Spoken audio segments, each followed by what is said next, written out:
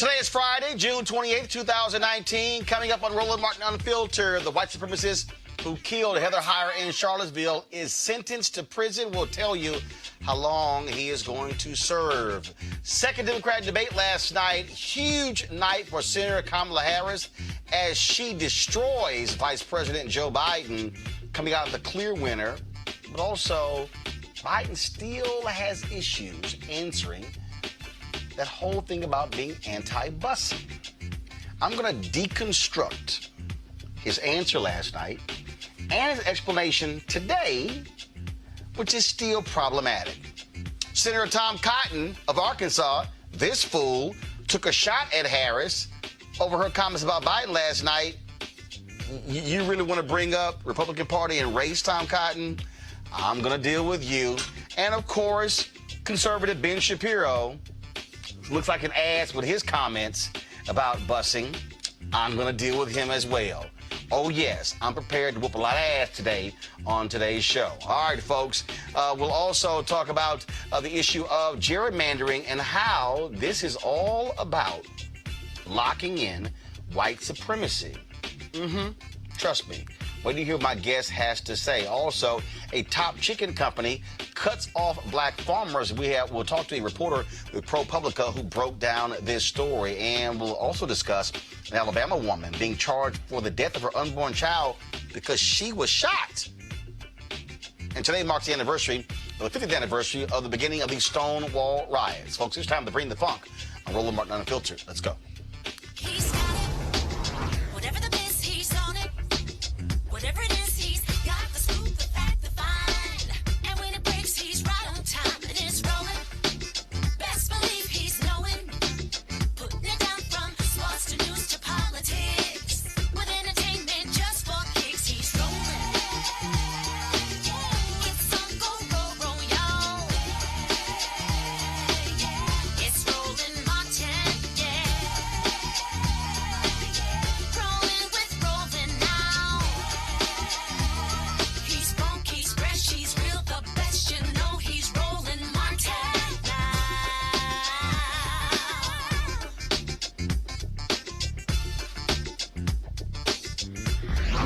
Martin.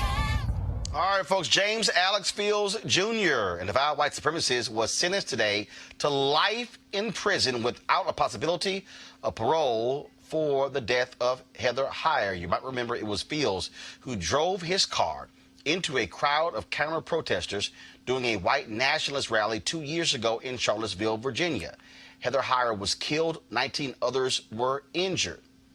Then, of course, today he talked about how sorry he was. Now, earlier, his attorneys asked for leniency, saying he was only in his 20s and had so much to live for. Well, Heather Heyer is dead, and that racist is now going to spend the rest of his life in prison, as well as he should. All right, folks, last night was part two of the 2020 Democrat presidential debate, and last night was 10 candidates. The previous night it was 10 candidates, and oh my goodness, it was lots of drama last night. And we'll start first off with this here. Mayor Pete Buttigieg was asked a question about his city's police problems, and of course, the recent shooting death of a black man. This is what he had to say. My community is in anguish right now because of an officer-involved shooting. A black man, Eric Logan, killed by a white officer. I'm not allowed to take sides until the investigation comes back. The officer said he was attacked with a knife, but he didn't have his body camera on. It's a mess, and we're hurting. And I could walk you through all of the things that we have done as a community, all of the steps that we took from bias training to de-escalation, but it didn't save the life of Eric Logan. And when I look into his mother's eyes, I have to face the fact that nothing that I say will bring him back. This is an issue that is facing our community and so many communities around the country.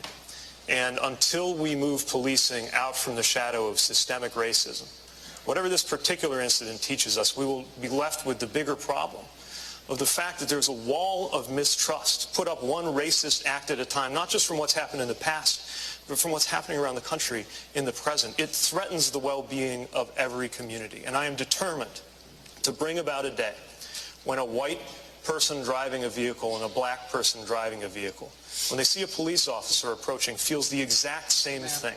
A feeling not of fear, but of safety. I'm determined to bring that day about. Thank you. It was a huge night for Senator Kamala Harris of California as she came out firing on all cylinders, and the person she had in her sight, former Vice President Joe Biden. I will release children from cages. I will get rid of the private detention centers, and I will ensure that this microphone that the President of the United States holds in her hand is used in a way that is about reflecting the values of our country and not about locking children up, separating them from their parents. Well, when elected President of the United States, I will give the United States Congress 100 days to pull their act together, bring all these good ideas together, and put a bill on my desk for signature. And if they do not, I will take executive action, and I will put in place the most comprehensive background check policy we've had. I will require the ATF to take the licenses of gun dealers who violate the law, and I will ban by executive order the importation of assault weapons. Because I'm going to tell you, as a prosecutor, I have seen more autopsy photographs than I care to tell you.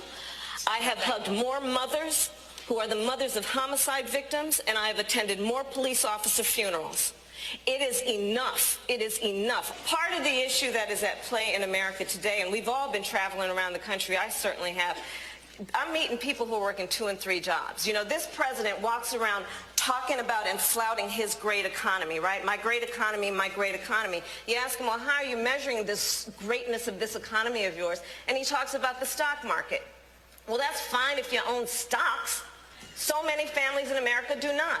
You ask them, how are you measuring the greatness of this economy of yours? And they point to the jobless numbers and the unemployment numbers. Well, yeah, people in America are working. They're working 2 and 3 jobs. So when we talk about jobs, let's be really clear. In our America, no one should have to work more than 1 job to have a roof over their head and food on the table. Senator Harris, I'm so sorry. We will let all of you speak. Senator Harris. Senator Harris. Please, we will let you all speak. Senator Harris. Part of the issue. Hey, guys, you know what? America does not want to witness a food fight. They want to know how we're going to put food on their table.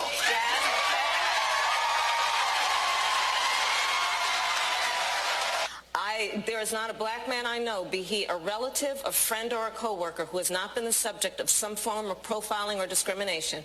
Growing up, my sister and I had to deal with the neighbor who told us her parents couldn't play with us because we were black. And I will say also that in this campaign, we've also heard, and I'm going to now direct this at Vice President Biden, I do not believe you are a racist. And I agree with you when you commit yourself to the importance of finding common ground. But I also believe, and it's personal, and I was actually it was hurtful to hear you talk about the reputations of 2 United States senators who built their reputations and career on the segregation of race in this country. And it was not only that, but you also worked with them to oppose busing. And, you know, there was a little girl in California who was part of the 2nd class to integrate her public schools. And she was bused to school every day. And that little girl was me. Vice President Biden, do you agree today that you were wrong to oppose busing in America then? No. Do you agree? I did not oppose busing in America. What I opposed is busing ordered by the Department of Education. That's what I opposed. Well, there was a failure of states to integrate public schools in America. I was part of the 2nd class to integrate Berkeley, California public schools almost 2 decades after Brown v. Board of Education. Because your city council made that decision. It was a local decision. So that's where the federal government must step in. That's why we have the Voting Rights Act and the Civil Rights Act. That's why we need to pass the Equality Act. That's why we need to pass the ERA, because there are moments in history where states fail to preserve the civil rights of all people. That was a moment there where Vice President Joe Biden just got himself destroyed. Today, he spoke at Reverend Jackson's Rainbow Push Conference in Chicago, and he addressed last night. Well, look, Before I start, I'd like to say something about the debate we had last night.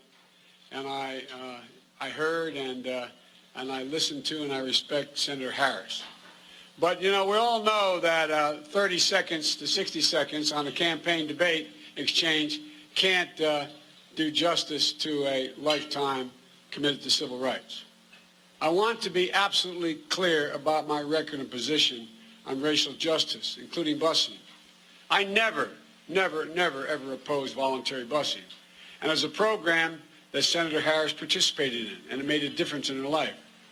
I did support federal action to address root causes of segregation in our schools and our communities, including taking on the banks and redlining and trying to change the way in which neighborhoods were segregated. I've always been in favor of using federal authority to overcome state-initiated segregation. Look, what presidents say matters. It matters.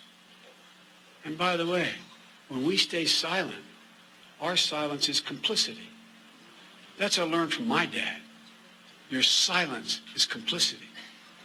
You know, I promise you, if I get elected president, I will be a president who stands against racism, the forces of inclusion and intolerance everywhere in our society, in our institutions, in our voting booths, and in our hearts. It matters what we say. All right, folks, allow me to deconstruct what Biden's problem is, okay?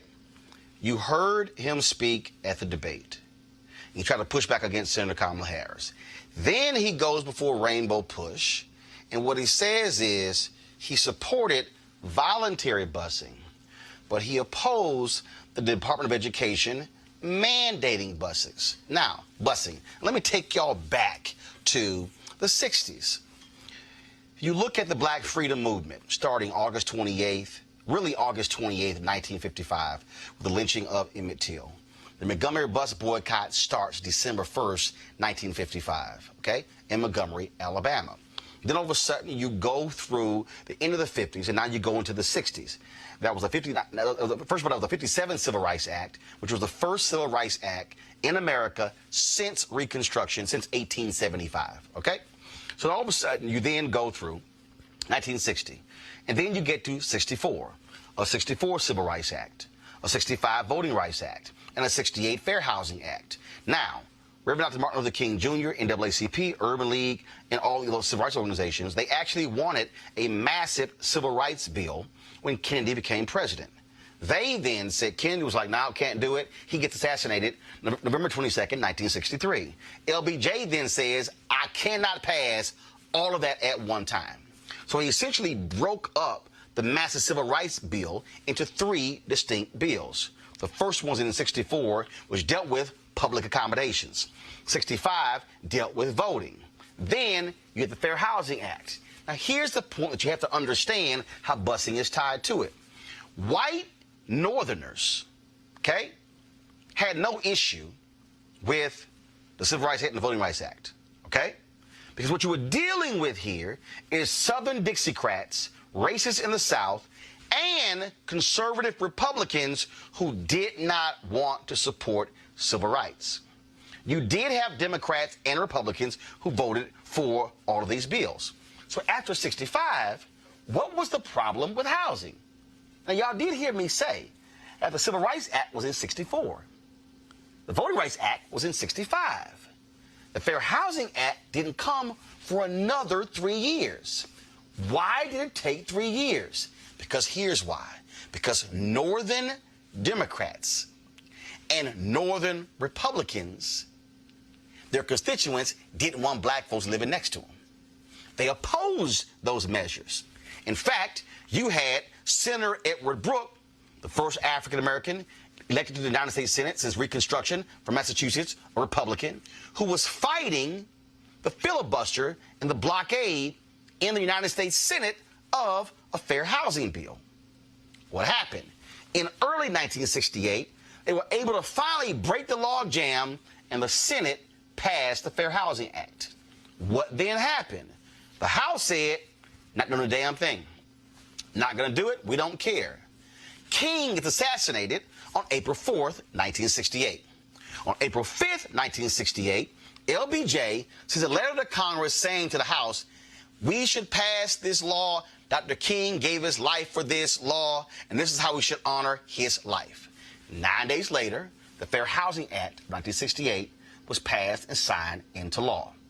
Now, why does all of this matter dealing with Joe Biden? Because busing was the next wave in the early 70s. Those same white people in the North who did not want black folks living next to them, they also didn't want their kids going to integrated schools. Now, let me use conservative Ben Shapiro to further highlight what I'm talking about. He released a video trying to explain this whole deal, and he completely missed the racist whites and what their view was in the early 70s. Press play. There's a big difference between forced busing and desegregation. Okay, the forcible integration and desegregation are not the same thing. Forced busing was a government-sponsored policy in non-Jim Crow states, by the way, in Boston, right, in Los Angeles, in which the government was forcing children, 12-year-olds, to get on buses and go to schools at places they didn't know, far from their homes, both black kids and white kids, in an attempt to establish some sort of statistical racial integration. It led... Now, why does it matter what he's saying? He's saying the government did forced busing. Folks, you do know the government did the exact same thing with public accommodations. It was use of force by the government when Eisenhower sent National Guards to protect the Little Rock Nine to escort them into school. The government used the full force of the federal government to ensure that black kids could walk into a school. The exact same thing happened in Alabama, where Governor George Wallace stood in the schoolhouse door, would not let 2 black students at the University of Alabama attend classes. The exact same thing. The difference here is that what Ben does not want to admit is that forced busing was the next wave. Why? Because you had white folks who said, we're going to flee these places, go out to these suburban areas, open our own, build our own communities, open our own schools to get away from all them black people as a result of Brown versus Board of Education and Brown 2. Play the rest of what Shapiro had to say. The very predictable consequence of parents pulling their kids out of those schools in general, moving them to private schools or charter schools, devastating tax bases in precisely the cities that needed the tax base to stay the most. It led people to... Okay, what Ben is saying is white folks did not want their kids going to school with black students. Now, he said, oh my God, they left, enrolled them in private school. We call that white flight. So they didn't say, well, no, we can't have that. Why did they enroll them in private schools? Private schools were not governed by the government. Public schools were. What does this have? Okay, you know what? Press play and I'll fully explain how Joe Biden is mixing all of this. Hey, to move from those areas further and further into suburbia, leading to even more de facto, not de jure means by law, de facto segregation. Forced busing was an enormous policy failure. It was started with the best of intentions. The government didn't have that authority, and not only didn't the government have that authority, the government was reaching into the private lives of its citizens and forcing them to do something. And this is a big problem. Forced busing was bad policy, and opposing forced busing did not make you a racist. In many cases, opposing forced busing was about ensuring that people continued to live together in the same community and that schools were organized by community, as opposed to forcing people to get up in the morning, take a 45-minute drive via bus to some other school they didn't know in a community they didn't know. As I say, black schools, many of them were forcibly shut down by the state because they had to redistribute the black students in such a way as to meet the legal requirements set by the Supreme Court in Milliken, as a case from the 1980s. All of this was bad policy. Okay, first of all, how could busing be based upon a Supreme Court decision in the 80s when we're discussing busing that took place in the 70s? Might want to get your decades straight, Ben. See, y'all, here's what Ben does not want to tell you. White folks did not want black people going to their schools. He also talked about these things were happening in non-Jim Crow states. You know what that means? Because white people in the North, they said, oh, that segregation thing, that's a Southern thing. We're great white people. But they were in denial. Why do you think the white folks in Boston so fiercely opposed busing? They despised Senator Ted Kennedy. First of all, why was there even a need for busing? Do you know why? Because Brown versus Board of Education took place in 1954. They said all deliberate speed, and here we were some 16, 17 years later, and we still had inequities. Why? He said, well, folks wanted to go into the areas where they grew up and where the communities are. People look like them. Do you know what that meant? White people with means said, we're going to hold our resources, build our schools, the hell with y'all. The government said, oh, no, white folks. Y'all ain't getting off that easy. We're going to bus black kids to the better schools that y'all set up to give them access to those schools. Ben is saying that's a horrible idea because they didn't want us in their schools. Y'all, now let me also help you out so you can understand. What the school system in America is set up based upon what? Communities. White people had means. So they said, you know what? The way we can keep black people out, is hell. We're just going to move further out, build communities with more expensive homes. They can't afford to live here. That system is still set up today because they ran away from black people.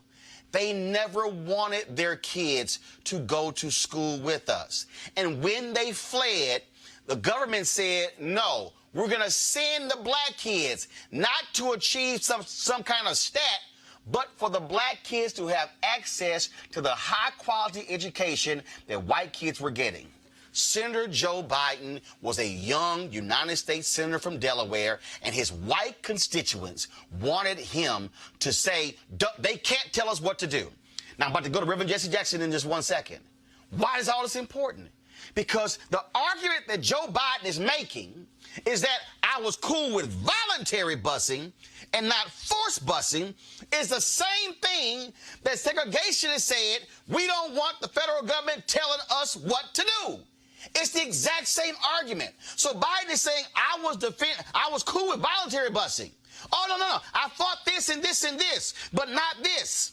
Because northern whites did not see themselves as racist. They thought Bull Connor was a racist. They thought the folks in Albany, Georgia were racist, and all across the South. And they said, but no, we just want our schools together. That's why he's wrong. All Joe Biden had to say was 3 words. I was wrong. I should not have taken the position. That would have eliminated all of this, but for some reason he can't do it. Because what he doesn't want to accept is the reality that he was defending white folks not wanting black kids in their schools.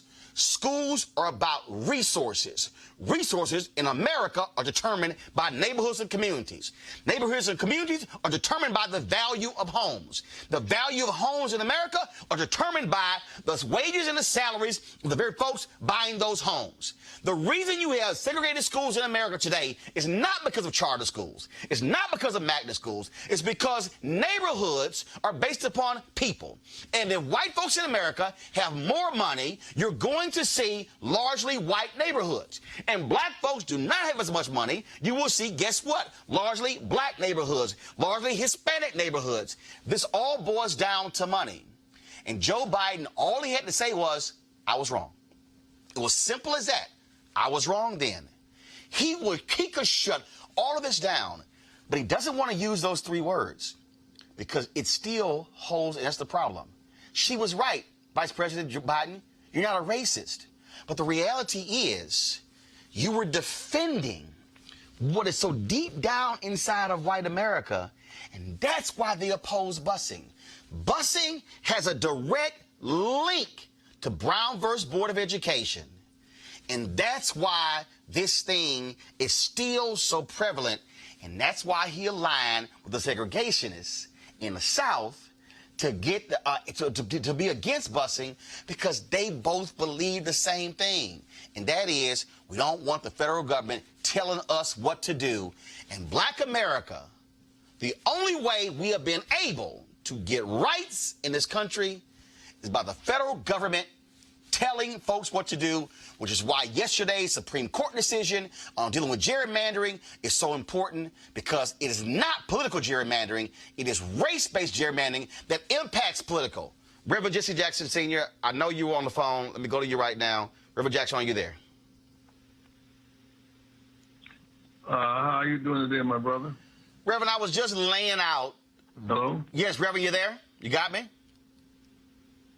Reverend, I am here. Reverend, I was just laying out, all Joe Biden had to say was, I was wrong.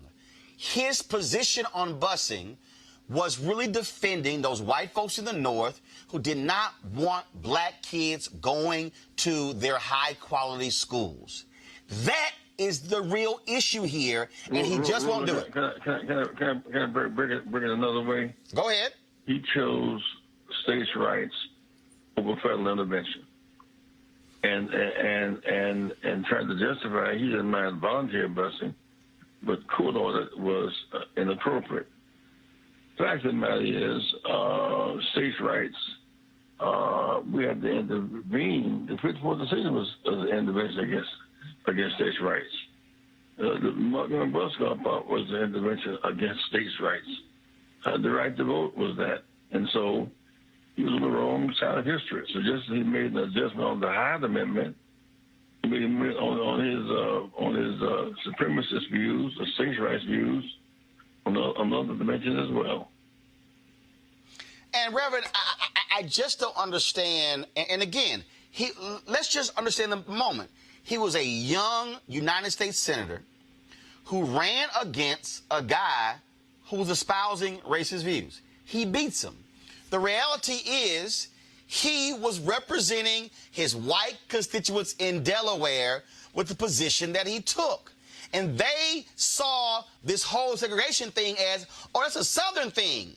But when the federal government said, hold up, North, y'all got some racism too, the white folks said, oh, hell no, what are y'all doing? That's Alabama, Mississippi. This not us. And they said, yes, Brown versus Board of Education impacts y'all too. Well, Roland, let me put it this way. You know, after 246 years in slavery, the Lincoln versus Jefferson Davis. Jefferson Davis represented slavery, secession, segregation, and sedition. And Lincoln made the decision, a very practical decision, to free us, and we saved him. And 20,000 joined the Union Army, and we broke the backbone of the South trying to break away and form another country. Federal intervention was an anathema to slavery. So federal intervention was an anathema to Jim Crow. But for too long, the federal government itself tolerated Jim Crow. 5,000 blacks were lynched between 1880 and 1940. The federal government virtually did nothing. But 54 decision, the Supreme Court intervention against Jim Crow laws. Dr. King and Rosa Parks in 55. They won the court suit in 56 for an intervention. Busing was a means. It's interesting about busing. It wasn't the bus, it was us. Not the bus, it's us. Most American children bus every day now. Yep. All rural kids are bus every day now. Most suburban school kids are bus now, and most urban school kids are bus now. Now the shift from race-based to tax-based, we're preparing now a lawsuit because the race gap in a technical sense closed. The resource gap is the gap now. Right. And it's based on tax-based funding of public education. So I think you've educated the nation very well today. I thank you. Reverend Jackson, always a pleasure. I appreciate it. Thanks a lot. Thank you very much, sir. All right, folks, I want to bring in my panel right now because, again, I'm walking you through this here because it's critically important. Erica Savage, host, Savage Politics, Mustafa Santiago Ali, former senior advisor for the EPA, and Eugene Craig, CEO of the Eugene Craig Organization. Erica, I'll start with you. Erica, the reason we have to walk through this history is because so many people don't understand the nuance. And when Senator Harris turns to Vice President Biden and she makes the comment, "You're not a racist," here's, I think, the problem that people have. The problem I think we have in this country is that when we have these conversations about race, this is a discussion. You're racist. I'm not a racist. That's it. We don't deal with all the stuff that's in between. We don't deal with those who believe in racial inferiority. We don't deal with the perception. We don't deal with all of those different things. What we had here, and again, to me, this is one of those things where, dude, if you've evolved on gay marriage, being a hardcore Catholic, you have to be, and this is where white folks have to own up to their shit.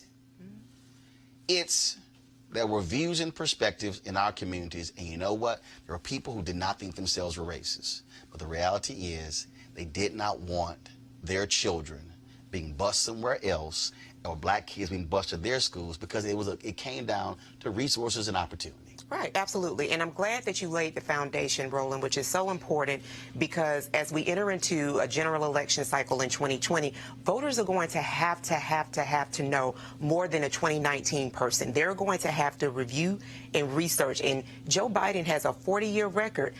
It's not enough that he served as the vice president of the first African-American president in history. It's really about what this presidency is going to mean for black folk, particularly since black women voters are the key, are the ticket to who's going to be elected as the Democratic nominee. And when you talked about states, right, and you invoked Albany, Georgia. So if you don't know, I am from Albany, Georgia. I'm a proud person who is from Albany, Georgia. And I'm so glad that you brought that up because, as you said, it is folks who live in the North, and I've had this conversation with many of my friends who are from the North who always like to invoke and espouse, and we see that with the revolution of Twitter and all these other social media platforms to kind of shout down at, well, as you said, I'm not a racist, you know, that person is a racist, and then the conversation ends there. Secondly, you're talking about the whole busing piece. We go back to where, you know, everybody's being bused to, that is the schoolhouse. And so in those traditional settings, this type of information is not brought forth, which is why it is incumbent and it is so important for people to really, really review, look back, find out how all these things connect so that that person becomes a more informed voter and then has a better understanding why they're seeing gentrification happening on steroids, right, who opportunity zones are for. Those things are very important as voters head to the ballot. I want y'all to re-rack Biden speaking to the Rainbow Push. I want y'all to let me know when that is ready. And so play it. I'm gonna go to Mustafa, but I need y'all to listen to what he says. I need y'all to understand. Listen to what he says. And I'm gonna connect this thing to 2019. Press play. But look, before I start, I'd like to say something about the debate we had last night, and I heard and I listened to and I respect Senator Harris. But, you know, we all know that 30 seconds to 60 seconds on a campaign debate exchange can't do justice to a lifetime committed to civil rights. I want to be absolutely clear about my record and position on racial justice, including busing. I never, ever opposed voluntary busing. And it was a program that Senator Harris participated in, and it made a difference in her life. I did support federal action to address root causes of segregation in our schools and our communities, including taking on the banks and redlining and trying to change the way in which neighborhoods were segregated. I've always been... Stop. Mustafa, this is why is that important?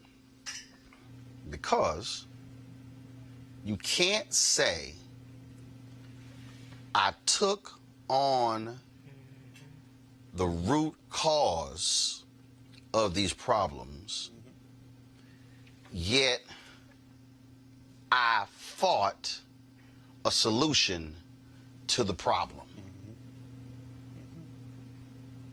That's what and that's the piece I think, and connected to today, if you become president, you're going to have to deal with the outgrowth of the root cause and still got to figure out how do we fix the problem. And it speaks to, have you truly evolved or not? You know, he unfortunately continues to be anchored to the past and some of the decisions that he made incorrectly. And as he said, it was interesting when he said, you know, you can't take 30 or 60 seconds. And as you said earlier, it took 3 seconds to just say, I was wrong. And he still has difficulty in being able to do that. And he just, for whatever reason, and you know, I bumped into him when we were down, when I was down in Miami, and I was hoping that he would be able to better articulate his growth when the cameras weren't around. You know, sometimes people will actually be more honest about what's going on. And it just, for whatever reason, doesn't seem to get it. And unfortunately, I don't know if a lot of people are going to allow him. Never mind. It's not even a matter of allowing him. He has to make a decision if he is going to support formerly racist sort of positioning, if he is going to continue to not take responsibility for some of his actions and the disinvestment that were happening inside of communities that was a driver. Eugene, the thing that, again, this is where I think Biden loses it. I think for, again, a lot of white folks who were in the North, they saw dogs, batons, black folks being beaten, black folks being killed, black folks being lynched. They're like, oh my God, no! What they didn't say is, wait a minute. What's the level of racism that exists in our communities when we have slums that we're not repairing, yet we're charging black people 4 and 5 times the rent? If anybody goes back, and see, and this is the thing that, again, for people who have never actually studied Malcolm X and studied Dr. King, when Dr. King went to Los Angeles after the Watts riot, people don't understand, although Dr. King traveled around the country, Dr. King was a man of the South. That's what he knew. He knew it, he understood it.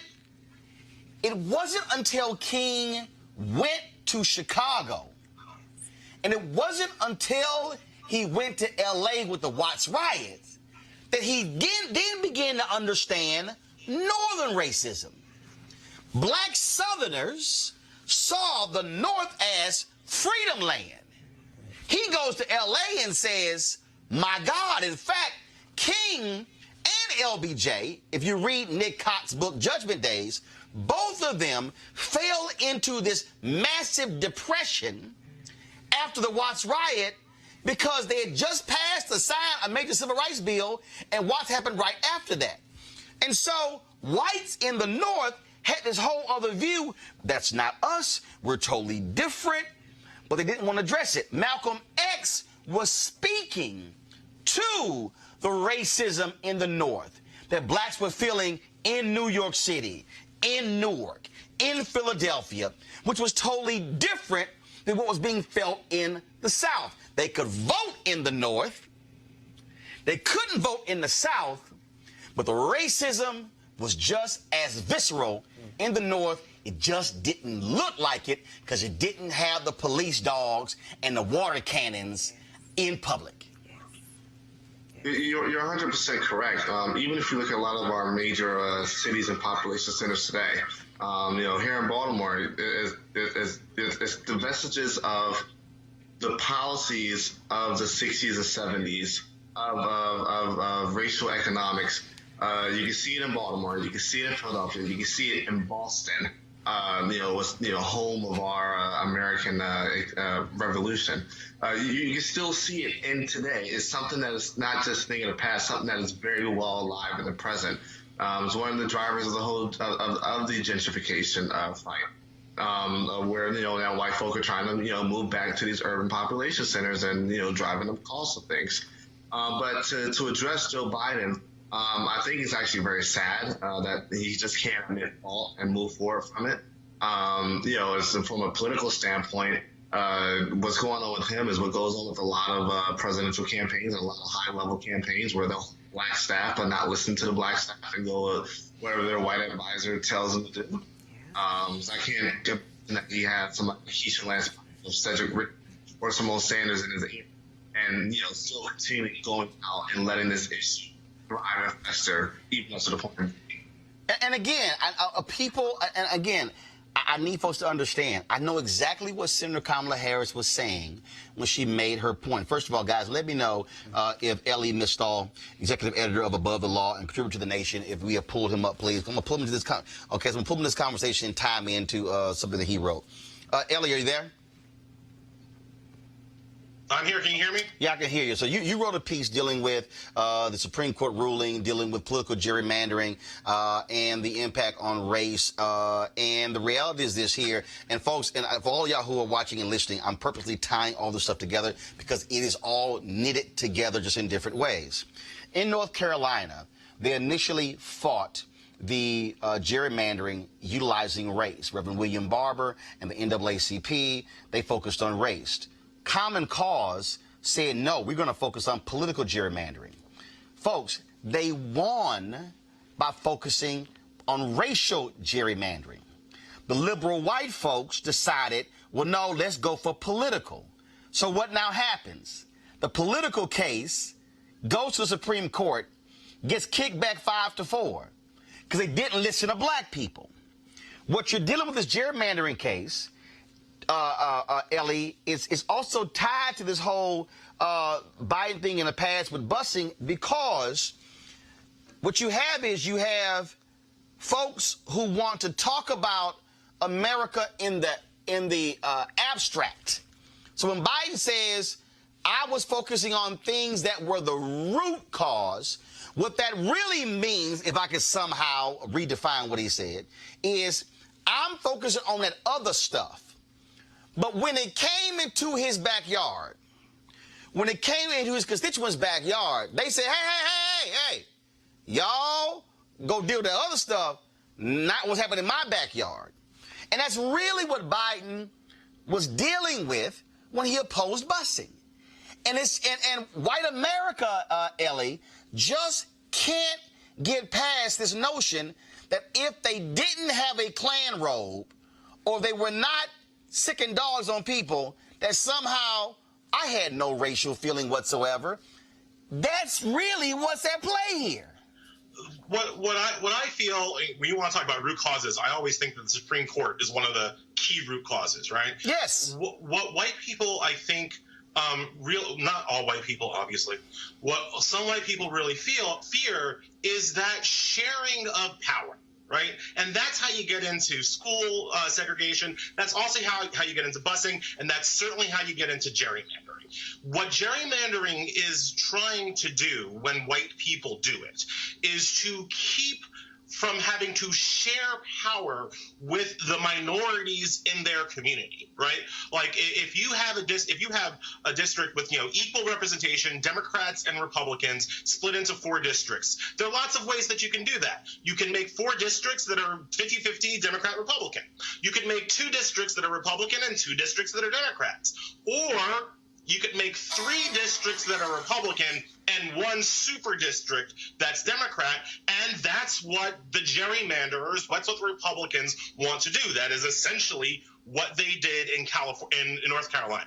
So now there are 2 different ways, and you brought this up, and it's a really important point. There are 2 different ways to kind of constitutionally think about that issue, right? On the one hand, you can think about it as a political gerrymander, the way that I just split it up, Democrats, Republicans. The other way you can do it is that you can think about it as a racial gerrymander. You want to put all the white people in the 3 districts and all the black people in the 1 district, right? What Roberts did yesterday, in honestly one of the worst decisions that I have read, is that he parsed the difference between political gerrymandering and racial gerrymandering, trying to say that he was trying to help black people, by the way. We'll get to that.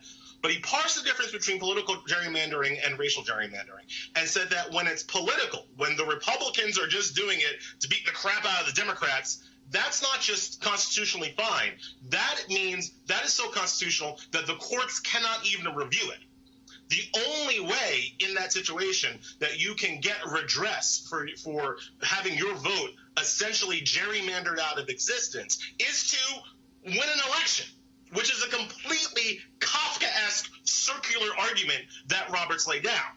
But when it comes to the racial gerrymander, oh, no. Then the courts can allegedly still strike down a gerrymander that's just about race, because that would violate equal protection. And that seems like a victory for black people, but it ain't. Because what Roberts wants to do with that, and what especially your boy Clarence Thomas wants to do with that, is that he wants to say that gerrymanders that have been done so that black people can have pick their own representative, right?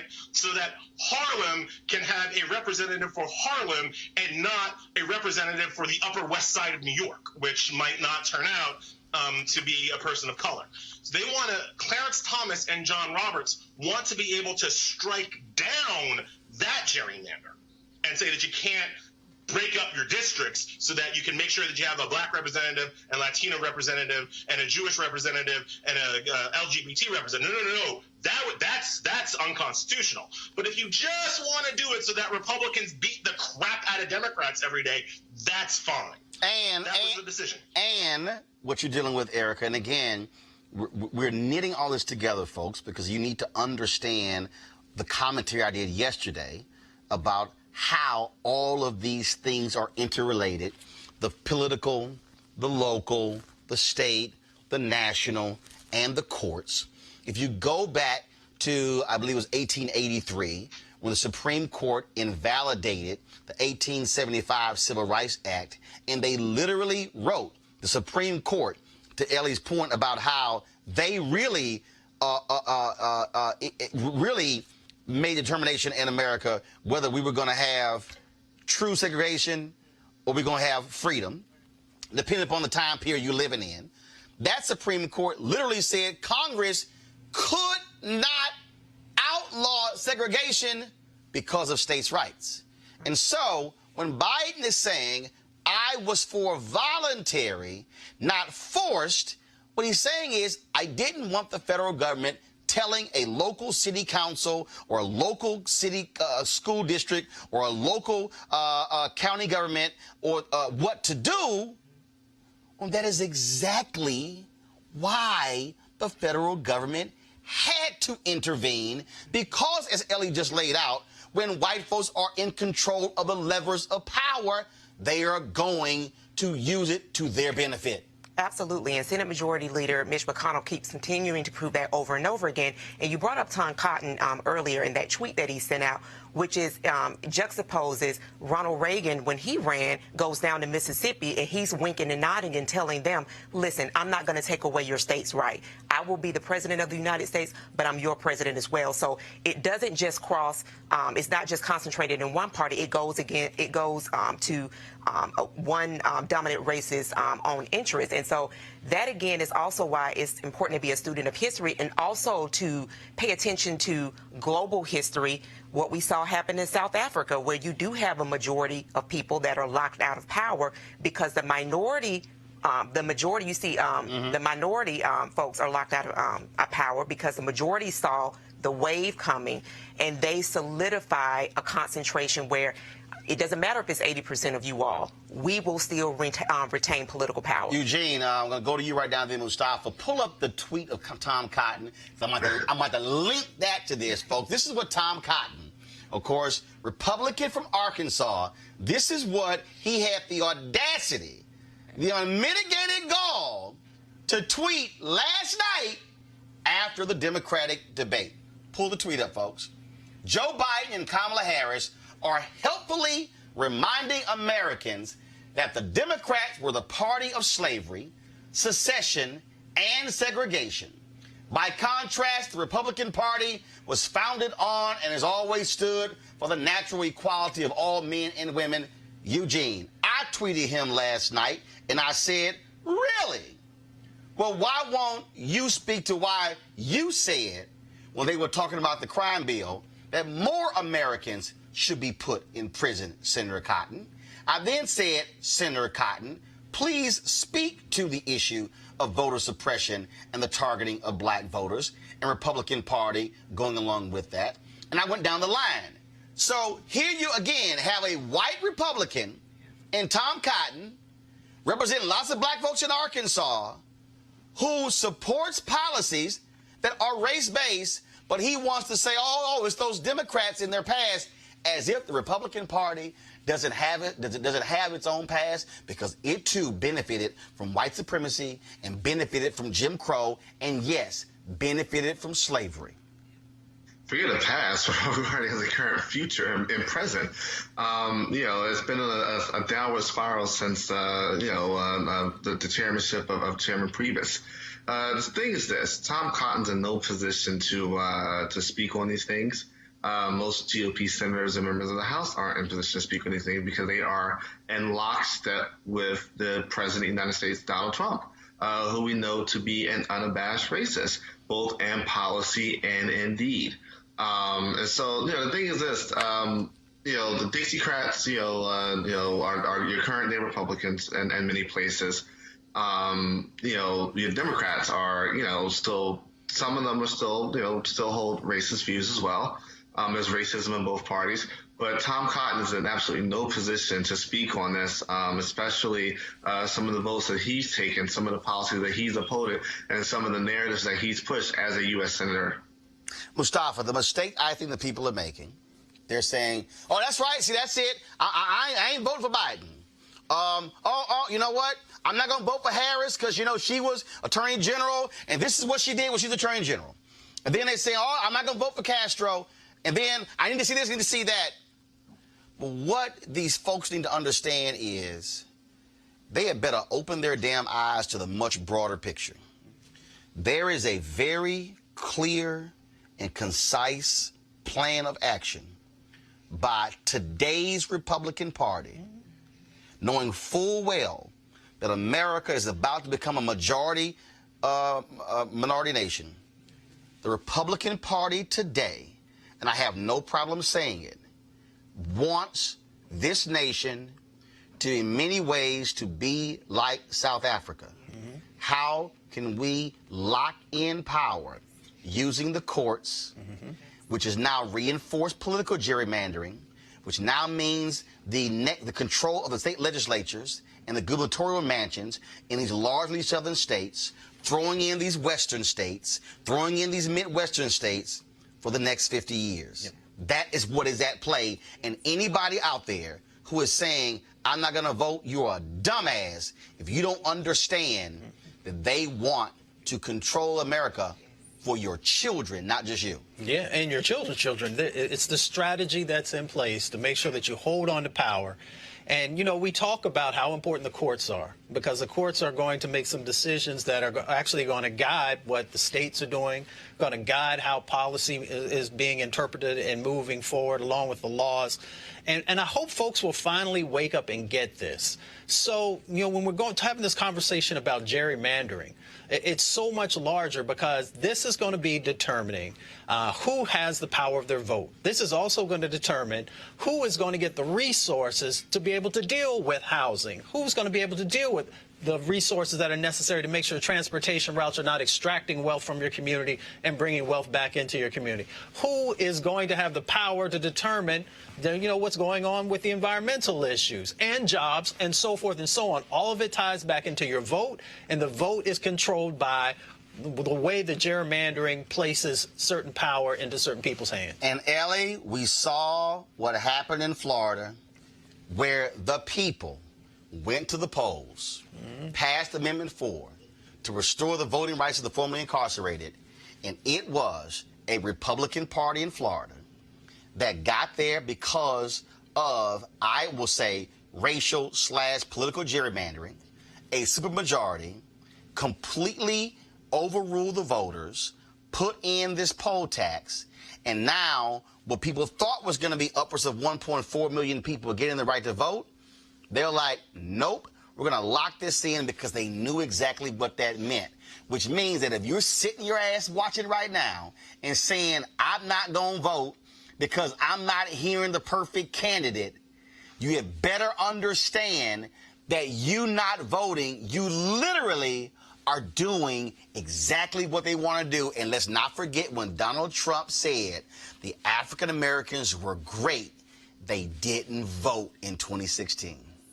I agree with everything that's been said. You can't let your vote be colonized by the Republican Party, because that's what they're trying to do to it. As other of your guests have said, I think it was Erica who just said it, the Republican Party plan is exactly like the white South African plan. Like that's not hyperbole. They understand that they're about to be a minority, that we're about to be a majority minority nation. They understand that they cannot win either statewide or national elections if everybody votes, and they certainly understand that they cannot win if all people of color vote. So their attack is to both directly suppress the vote. I mean, just straight up like lose ballots and change polling time, like just straight up directly suppress the vote. Their plan is also to demotivate the vote, and partially by, oh, this candidate has this problem, this candidate has that problem, maybe you should just stay at home, maybe you should just vote third party. Like that's also part of their plan. And if all else fails, that's when they kick it up to the courts, who will, as you said, what's happening in Florida is a poll tax. We have an amendment saying that you can't have a poll tax, but is the current Supreme Court, with Neil Gorsuch, who was on the court because Mitch McConnell stole a Supreme Court seat from a black president, and Brett Kavanaugh, who allegedly attempted to rape somebody, are those two guys going to vote to uphold our constitutional amendment for the poll tax? I don't think so. So you're absolutely right. You can't let all of the sadness depress you from going out to vote. In fact, the only thing you can do is to make sure you vote, make sure you fill out the census. I know you have a lot of Latino listeners and viewers, Roland. This whole census thing has been one giant attempt to discourage Latino people from filling out the census form. And filling out the census form is one of the most critical things that you can do, because it determines which states have representation and which communities have representations. We have to get the message out that people must fill out the census. It's an all of the above strategy. But I do want to break into something you said about Tom Cotton, because look, Tom Cotton's a jerk, and we don't need to talk about him. But I don't want to let Democrats off the hook. Oh, absolutely. Because when the Democrats get in power, they do not do the kinds of things that are necessary to protect us from when the Republicans inevitably, cyclically retake power. The Democrats do not do a good job of appointing hardcore progressive and liberal judges who are going to defend our rights. Right. The Democrats do not do the job of putting in place the legal protections that people of color need to protect their votes. So the Democrats have some of this blood on their hands. Absolutely. Which is why the election of an Alexandria Ocasio-Cortez, and Ayanna Pressley, Tlaib in Detroit, Ilhan Omar in Minneapolis is critically important, because you need folks who understand that. And that's the piece there, which means you can't get an AOC or an Ayanna Pressley or an Ilhan Omar if you don't vote. Absolutely not. Look, I live just north of AOC's district, and depending on how the census goes, New York could lose a seat. And there are forces out here, even on the Democratic side as well as the Republican side, who hate AOC so much that they're not, I don't want to say targeting, that's too strong, but they are thinking that her seat might be a seat that they can lose. And all I got to say when they think about that is like, well, what you're really saying is that my congressman about to lose his seat. Because if AOC has to run against my congressman, guess who I'm voting for, right? And African Americans, Latino Americans, that's how we have to be. That's how we have to start voting. We have to start voting for what we want and not vote against what we're scared of. Elliot Mistal, I appreciate it, man. Thank you so very much. Thank you so much for having me on. All right, folks. There's a reason I'm walking y'all through this. There's a reason why we're trying to connect history with present day. I really hope Joe Biden and his campaign watches this last hour to understand how these things are all interconnected. And speaking of how they're interconnected, we come back from this break. We're going to talk to the reporter from ProPublica who has a story about how major chicken companies have been targeting black farmers one by one to put them out of business. That's next, Roland Martin Unfiltered. You want to check out Roland Martin Unfiltered? YouTube.com/Roland S. Martin. Subscribe to our YouTube channel. There's only one daily digital show out here that keeps it black and keep it real. It's Roland Martin Unfiltered. See that name right there? Roland Martin Unfiltered. Like, share, subscribe to our YouTube channel. That's youtube.com/Roland S. Martin. And don't forget to turn on your notifications so when we go live, you'll know it. Hey, folks, marijuanastock.org has another great investment opportunity. If you were lucky enough to invest in their last crowdfunding campaign, you know they raised a ton of money in just a few months investing in legal marijuana farms. Those initial investors now own shares of a publicly traded company. They are certainly on fire. Now they have a new investment opportunity that is as good, if not even better, than the last. I'm talking about industrial hemp CBD. For those who don't know, the hemp plant is the cousin to marijuana with a much higher concentration of CBD, which means hemp CBD gives you all of the medical benefits of marijuana without getting you high. Until recently, hemp farming was practically illegal in the United States and heavily regulated by the DEA. However, the 2018 Farm Bill changed all of that. It is now legal to grow hemp CBD in the U.S., creating one of the largest commodities worldwide. They need land to grow all of the plants, which makes for an incredible investment opportunity. And that's where our good friends at 420 Real Estate come in.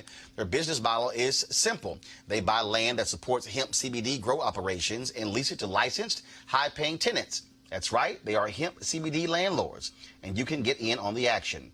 You can invest in this crowdfunding campaign for as little as $200 up to $10,000.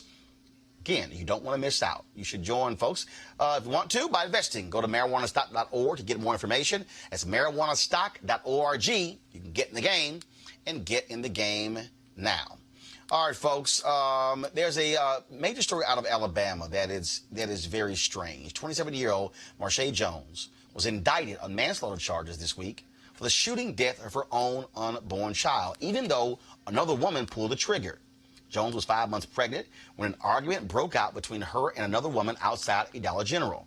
The fight, which police said was over the fetus's father, led 23-year-old Ebony Jemison to shoot Jones in the stomach. She survived the shooting, but resulted in a miscarriage. Jemison was charged with manslaughter, but a grand jury failed to indict her, and the charge was dismissed. Abortion rights activists see this as an example of how restrictive Alabama abortion laws may open the door to charges in non-abortion cases. How the hell do you charge the woman who got shot, who lost a baby? Well, just to kind of paraphrase Malcolm X, the most disrespected person in our nation is the black woman. And this history lesson that folks are getting, this goes back to the criminalization of black women. When you start looking at terms as such as welfare queens, when you start looking at definitions of mother, just even on a Google image search, you don't see black women. So largely the population doesn't see black women in a healthy way as being mothers who actually care for their children. So what this case breaks out is the reproductive rights folks are jumping on it duly, but also looking at it very much so broader to see how really the nation looks at black women, so that the woman that shot her, the grand jury said that, well, no, you can go home for this shooting that happened back in December. But then you have Miss Jones, who's sitting in prison on $50,000 bond, mourning and grieving the death of her unborn child, and then also fighting for her freedom. Mustafa, I just don't understand the logic behind the woman who gets shot, the woman who was hospitalized because she got shot, the woman who loses the baby because she got shot. She gets charged with what? Right. It's almost unthinkable, some of the stuff that these folks are doing, but it goes to what you said. You know, it is a lack of value that we place on black lives, and especially on black women's lives. But it also talks about these archaic laws. Even if they're created recently, they actually seem to go backwards in time with how they focus on communities of color and how we are so easily incarcerated. But this goes to the greater narrative that we're having here today about our vote, about the people who get put into positions of power, about the judges who are making decisions around the sentencing that's in this space. And it goes back to us reclaiming our power. Absolutely. And to add to what Mufasa said as well, the fetal homicide law, which is what was applied to Ms. Jones, but that is also in 38 states. So it also ties into what you were saying, Roland, and not for people to look at the South. This took place in Alabama, and it was highlighted for that reason. But to also look at this is nationwide. This is not a problem of the South. This is a nationwide problem. Eugene, they indicted Jones on manslaughter because they said she initiated the fight.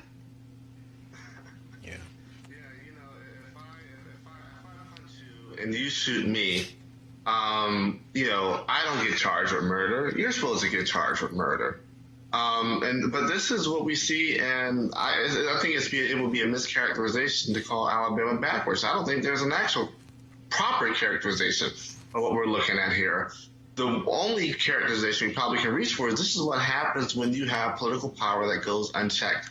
And Alabama Republicans for too long have gone completely unchecked, and this is where we are. Earlier this year, we were covering, the bubbling up of the heartbeat bills and a lot of things that, Right to Life is doing and whatnot. But this is their end game. This is what they want to see. A woman gets shot and her fetus dies. Hey, we're going to charge the woman. This is their end game. This is the result of out of control political power. Well, there is one saving grace there in Alabama. First of all, the grand jury, of course, made the decision to charge. But go to my iPad, please. The county DA is a black woman.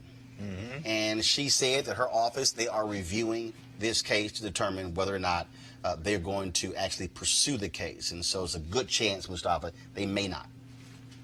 Well, that's good. But, folks need to be supportive. Hey, hold up. Black folks elected the sister DA. Exactly. Again, going back to why you got to vote. Exactly. And we should be supportive. People should write in. People should make phone calls. People should do everything to make sure that she has the voice of the community behind her, the voice of the county, and to make sure that, we just got to speak out. But we also got to utilize our power. And again, this is another reason why we vote. Absolutely. All right, folks. Now it's time for our weekly segment on the American worker.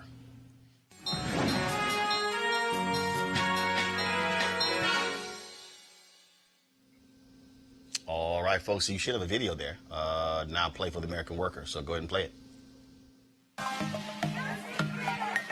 We're out here today to we filed charges against UC because UC is outsourcing our jobs. We've had ortho techs that have gotten letters for 36 months that saying they're not going to get a lateral transfer. Their jobs are going to be gone, and if they want a job, they have to go through a third-party company, and that is not okay. We need to be respected on our jobs so that way we can give the patient care we need to give for our patients. We need to have safe jobs. We need to not come to work in fear that our job's going to be gone tomorrow because of outsourcing. And however long it takes, whether it takes another day, another week, another month, we need to stay on the fight. Whether one day longer, one day stronger, we need to be out here fighting. All right, we surely appreciate Ask Me for being one of our partners here at Roland Martin Unfiltered. All right, folks, now time for HBCU Giving Day.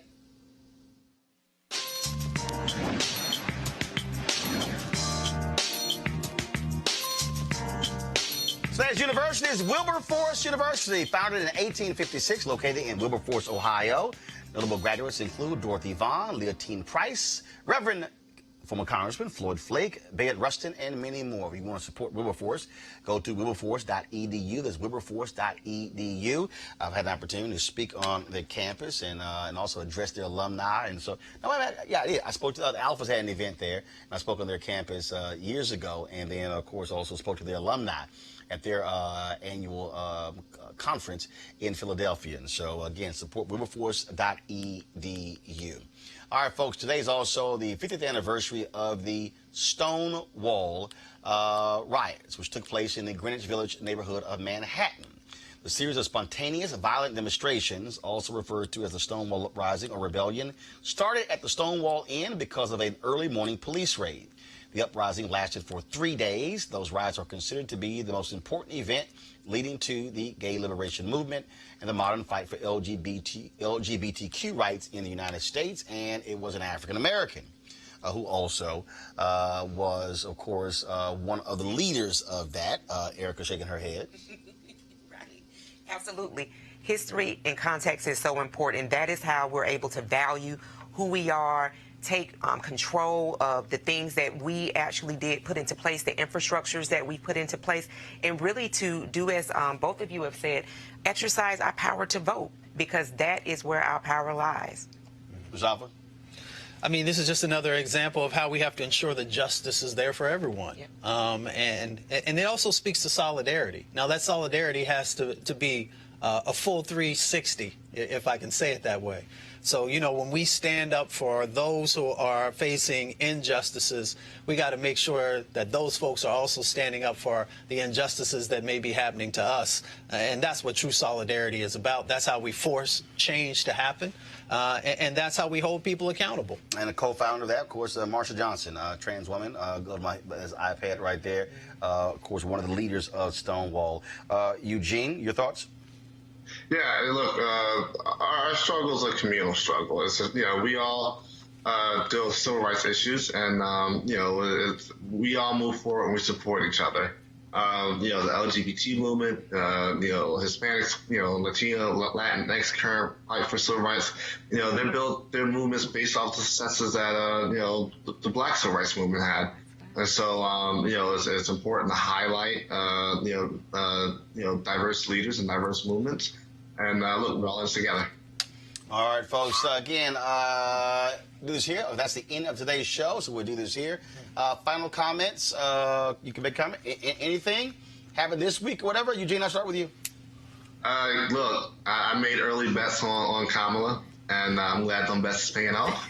And look, I'm all in for Harris 2020. Mustafa. Kamala Harris spit fire, and she held the stage, and she showed that she is ready to be president. Erica, any comment? Anything you want? Absolutely. I will say to everyone, we still have 17 months until the general election. To pay attention, do your research, watch this show, fund this show. As Roland has said, you got to fund your freedom, so we got to continue to do the work every day. My apologies to Isaac Arnsdorf, a reporter with ProPublica, who led the investigation into the black farmers. We're going to try to get him on the show on Monday. I went so long with the opening segment there, so sorry about that, Isaac. We'll definitely have you on to talk about that story and push that out as well, folks. My final comment is this, and that is history can be two things. It can be history or history. And it's incumbent upon us to understand how what took place then has an impact to today. What you also need to understand is that why this show matters. So I played for you that Ben Shapiro comment. Here is a white conservative who wants to redefine history. What you're seeing is folks like him, that is by design, because they realize that true American history has not been properly taught in our schools. So folks today, they hear something, they go, oh, it happened that way. That must be the reason. Oh, it sounds great. No, we have to have alternative forces, alternative voices that are speaking to exactly what's going on.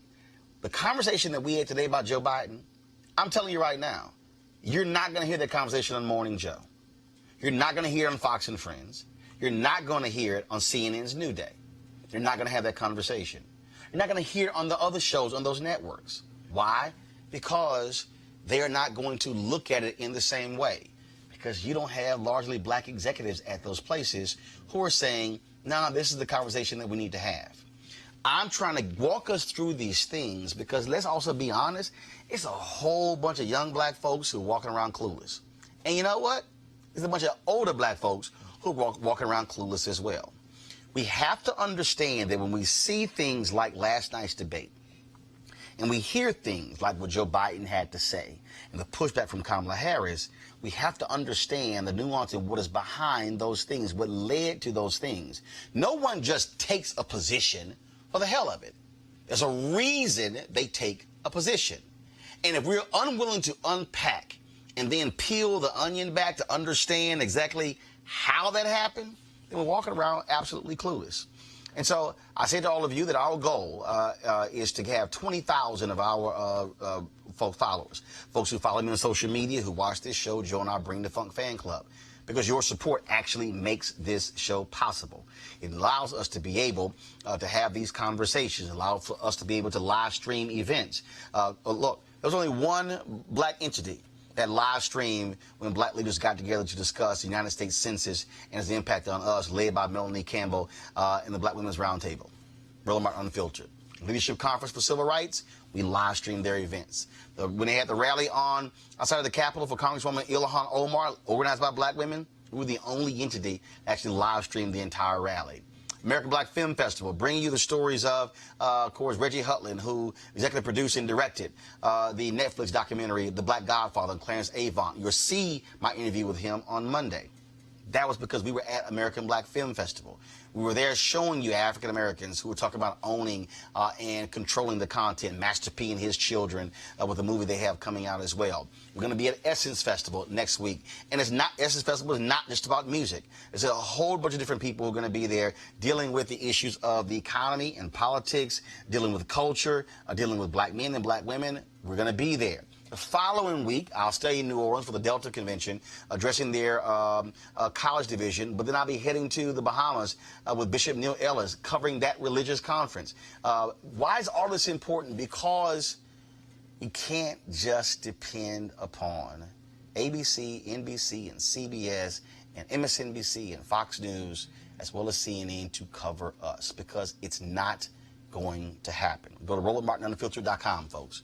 Support what we do. Our goal is to be here every single day, bringing you the perspective you're not going to get anywhere else, bringing you the kind of conversation you're not going to get anywhere else.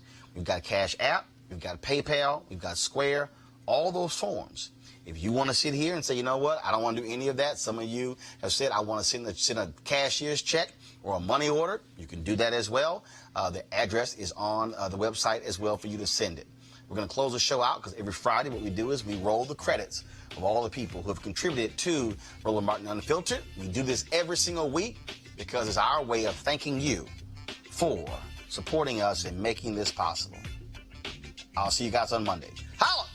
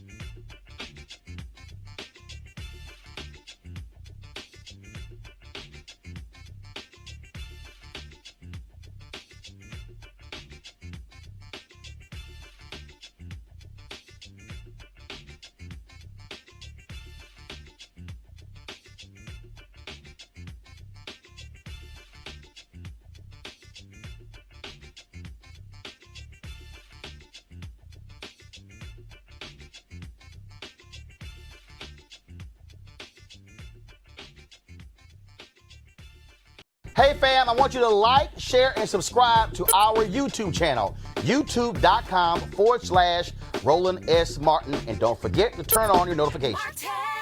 Hey fam, want to check out Roland Martin Unfiltered, the blackest show on all of digital, cable, and broadcast. Check out our audio podcast.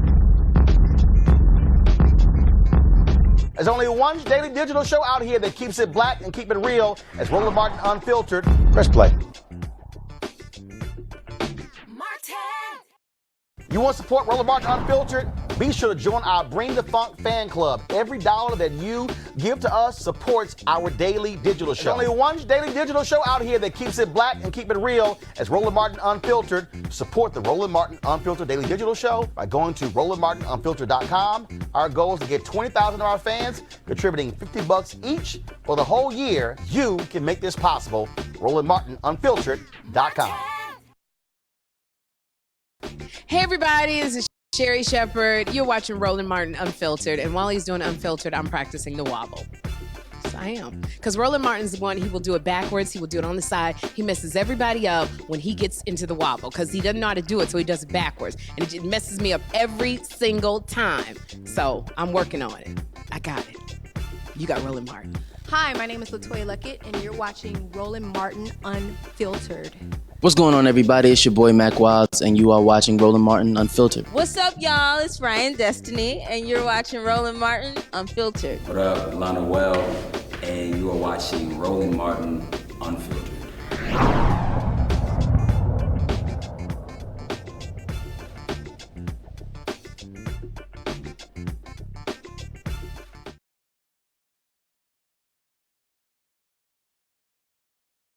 You want to check out Roland Martin Unfiltered? YouTube.com/Roland S. Martin. And subscribe to our YouTube channel. There's only one daily digital show out here that keeps it black and keep it real. It's Roland Martin Unfiltered. See that name right there? Roland Martin Unfiltered. Like, share, and subscribe to our YouTube channel. That's youtube.com/Roland S. Martin. And don't forget to turn on your notifications so when we go live, you'll know it.